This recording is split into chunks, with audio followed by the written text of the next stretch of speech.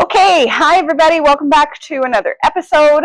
I have a really fun one for you today.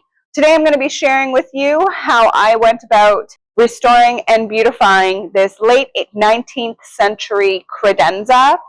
It is a complete disaster at the present moment, so let's go through it and break down what needs to get done.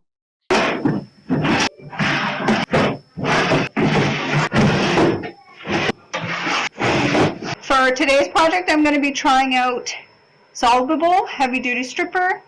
It is eco-friendly, as eco-friendly as you can get. Low VOC, low odor. So we'll see how this one does. Normally, to strip furniture nowadays, I would use my circa 1850 soft strip, which has almost no odor and is super gentle on old pieces. But because this piece is positive for lead paint, I opted to use a stripper with a much thicker gel consistency to keep the product wet and to really pull the lead paint off as I strip the piece. This helps protect me and the piece.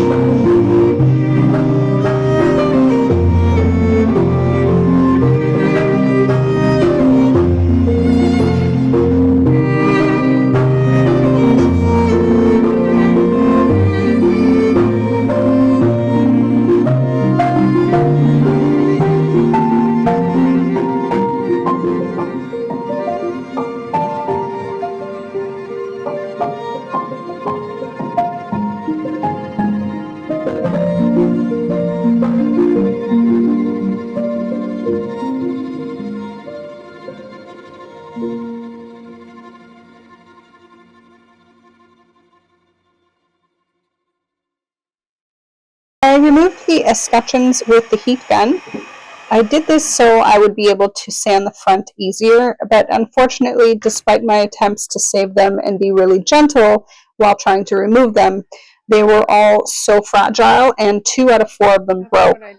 So I just ended up ordering some new ones from Kennedy Hardware. All of the drawer bottoms were glued in place in the front, and 3 out of 7 of them were completely broken. They all had signs of wormwood as well, so the bottom panels will be replaced with brand new wood, and these ones will just be thrown out. As I'm dismantling the drawers, I'm using my new punch set to help me mark where each piece goes. Working on old pieces reminds me of working on a 1,000 piece puzzle. There's only one piece that properly connects to another in order to complete the picture. Use a wrong piece and the puzzle just doesn't work. It's the same with these old pieces. For me, as the piece ages, the wood expands and contracts and shifts, and if something isn't right, it won't go back together properly.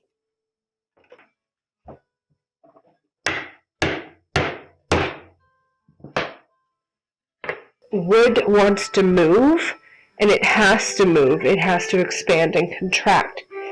And by gluing this, you've now prevented that from happening, which will absolutely 100% lead to some kind of crack later on down the road. So do not do this.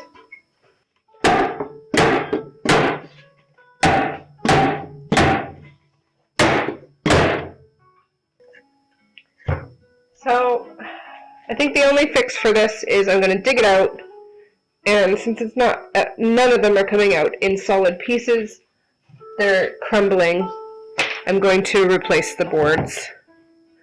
And yeah, that's what I'll do. I'll just end up replacing the boards, and I think I need to anyways, because I think those are probably wood worm holes, so we'll want to get rid of that anyways.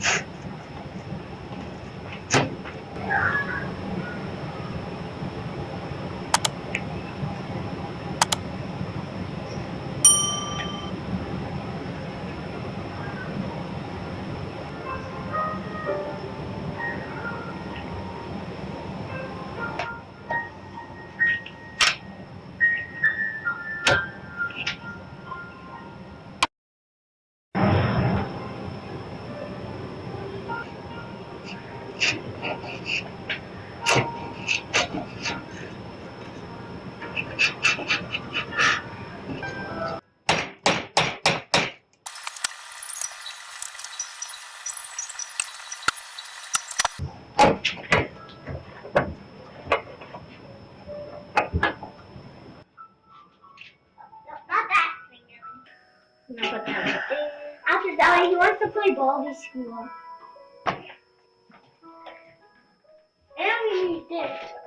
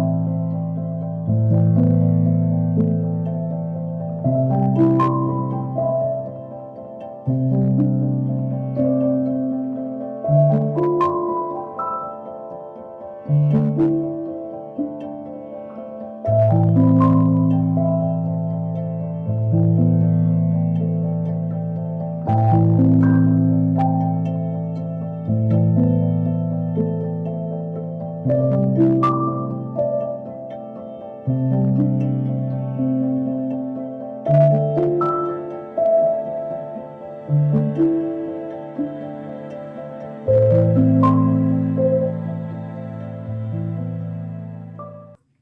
reason I am hand planing these repairs is simply because I don't have the large machining tools in my shop. And by doing the repairs by hand, it's a good reminder that we don't always need those tools to get the job done. They cut down on the work time and can save you a lot of physical stress, but they aren't 100% necessary to get the job done, as you can see here. Along with my planer, I use my chisel to remove the wood closest to the front where my planer can't reach. When using your chisel, it's important to keep the blade on the wood as you push forward to keep it as flat as possible on the surface. Chisels are a fantastic tool to have in your shop as a refinisher and are so versatile. So if you are new to refinishing and restoration, I highly recommend you purchase yourself a good quality set and keep them handy. As I'm shaving the wood down, I'm constantly measuring to make sure that I'm not going too far beyond the line that I had drawn for myself on the side of the wood here. I need to give myself enough clearance for the new piece of wood, but I don't want to take away too much wood at the exact same time. Once I was satisfied with how much I had removed of the old wood, I then measured and cut for the new piece of pine that I was going to glue down. Once the glue was set, I then used my planer to shave away all of the excess wood and then tested the drawer to make sure it wasn't sticking anywhere. I did this process for all 7 drawers as they all needed new drawer sliders. It was certainly a task.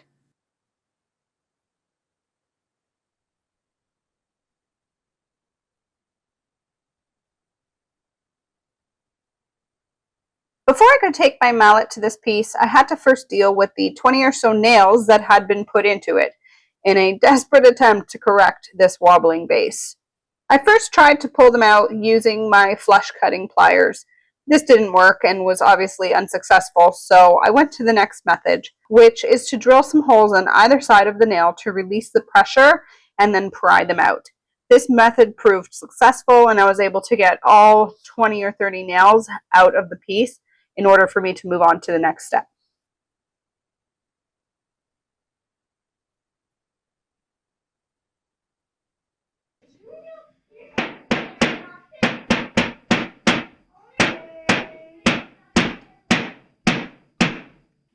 I recorded the help of my husband for this part. If you've ever had a wobbly dresser and you weren't sure how to fix it, pay close attention for the next couple of minutes as you watch me completely dismantle this entire piece in order to repair it and put it back together. This comes apart. It's supposed to come apart. But after it does. Yeah. So here. Yeah, I know. When we, if it's out, we can just cut it. If it lets us lower it, just let us lower it. We have to try to keep everything as together as we can. Unless you're probably gonna run into that with all these. Not all of them. All of them. You're being optimistic. Yeah. Okay. What? Okay. That is number 2.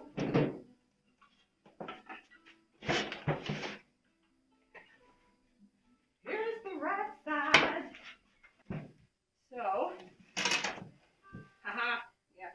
There's glass and stuff over here. Glass? No. That's just glass here. Okay. Don't want things to break unnecessarily. This is.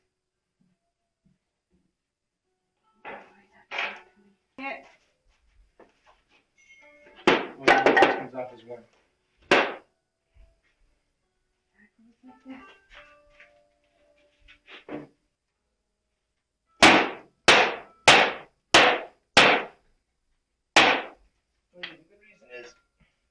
Because someone thought the drawer was busted.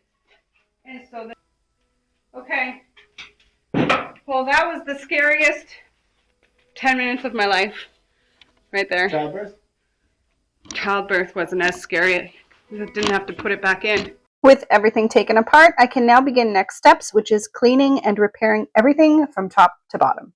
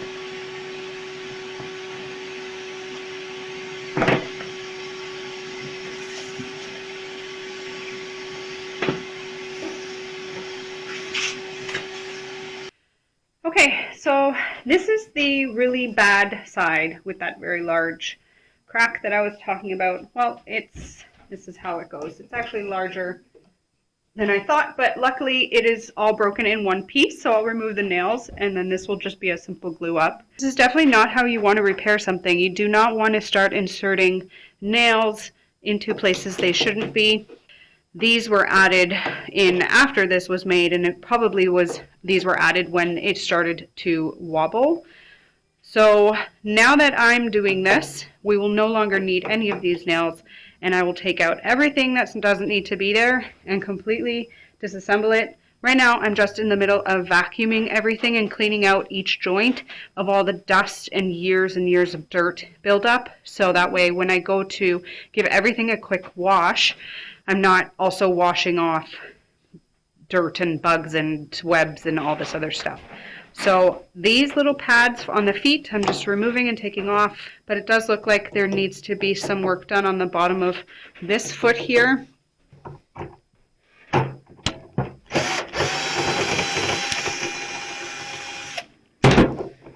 Yeah, so quite a bit of wear in there. So maybe because it's the bottom, I'll probably end up just using some filler. And then if I choose to put anything on the bottom here, it has something else to grab onto. So let's keep going.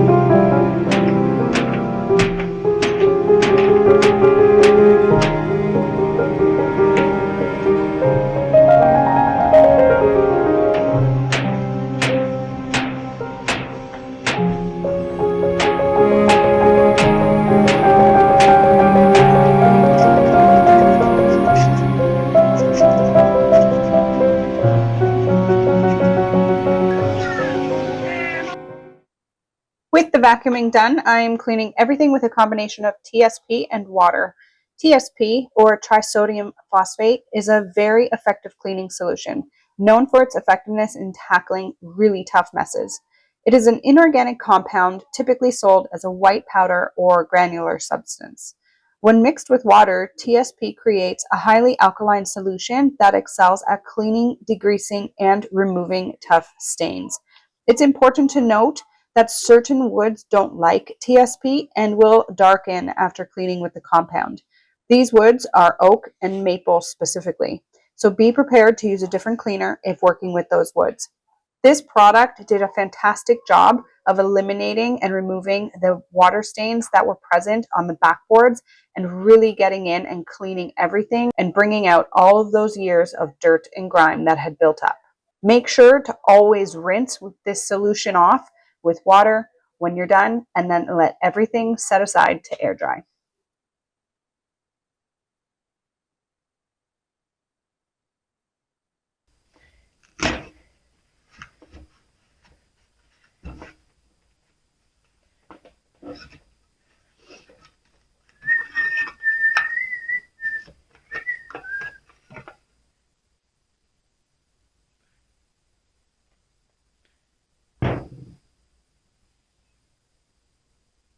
Side. That side.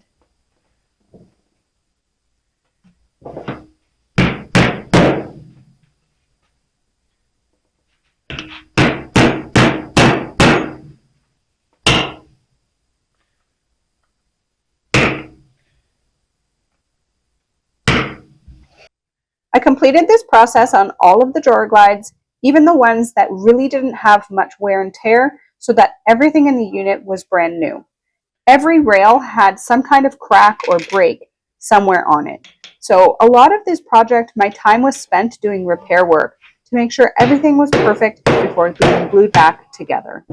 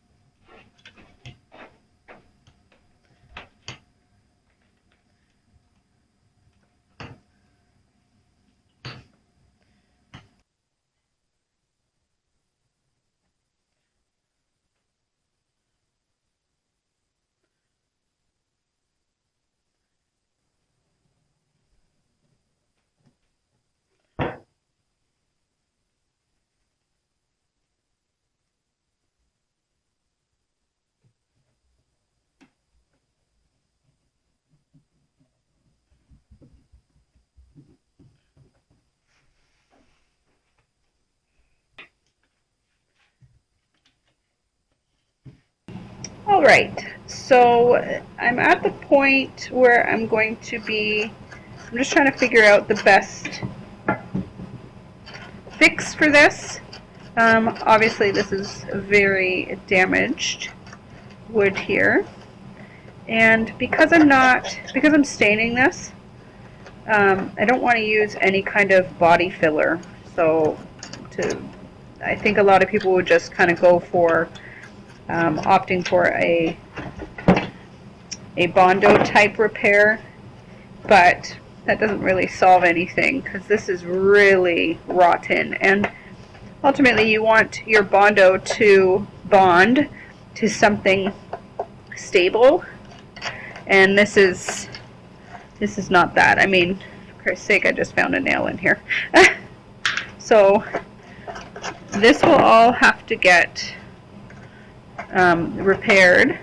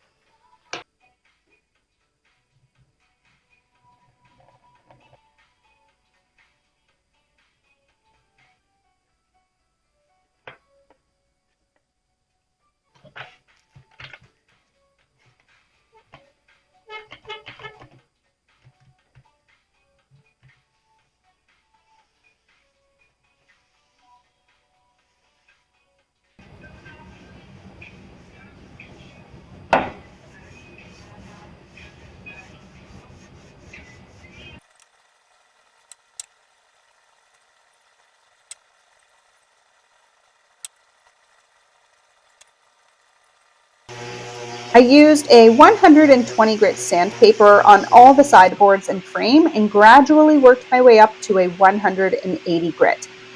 I don't like to go past 180 grit when I'm staining a project, especially with water-based stain. I like to keep the pores of the wood open enough to accept the stain, but smooth enough that it leaves a nice finish for me. I've been putting on a fair bit of miles on my new electric orbital sander with this project, and so far I'm really impressed by its performance. The Max XT sander has both a 5-inch and 6-inch sanding disc and accepts regular type sandpaper perfectly. Although I have really been loving these 3M net discs for sanding my projects. I've noticed much less sanding dust on my project as I'm working, and they last significantly longer than my store-bought brands. I'll leave the links in the description below for both the sander and 3M sanding discs in case you're interested in giving either of them a try.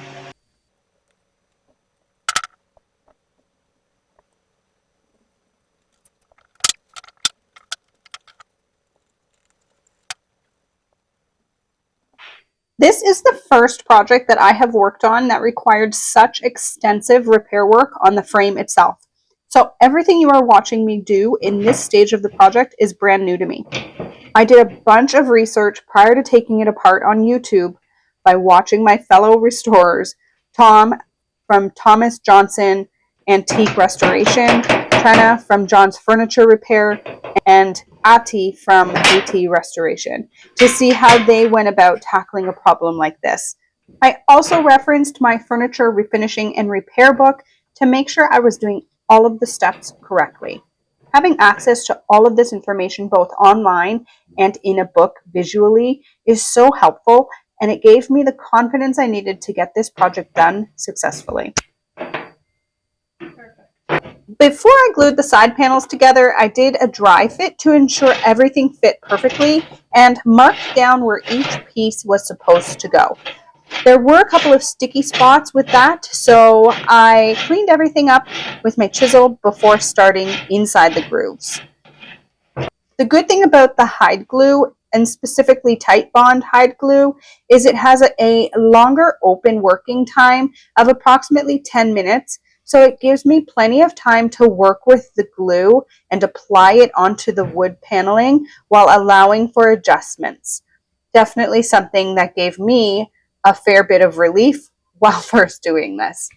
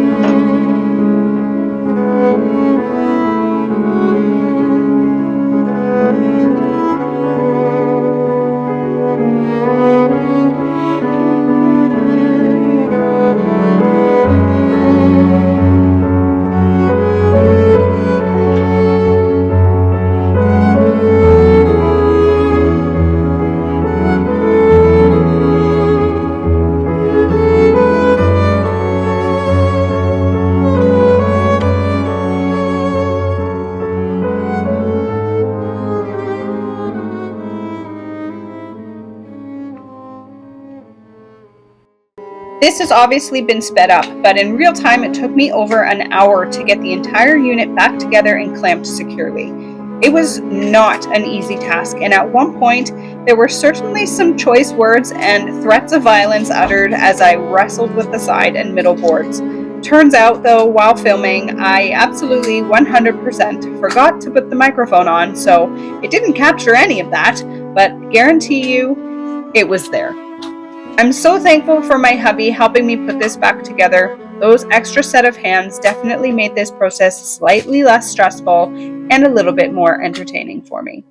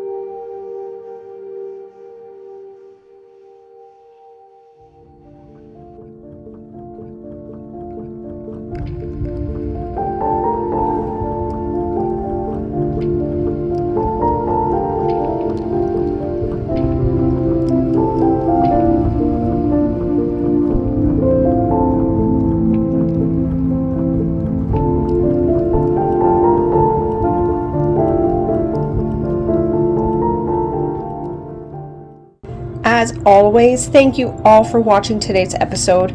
If you like this kind of content, please go ahead and hit that subscribe button and leave me a comment below with your thoughts on how I did restoring this antique dresser. I am so incredibly proud of the work I completed on this piece.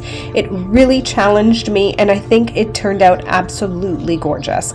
So please enjoy the before and after transformation, and I will see you all on the next episode. Have a beautiful day, everyone, and see you again soon. Bye for now.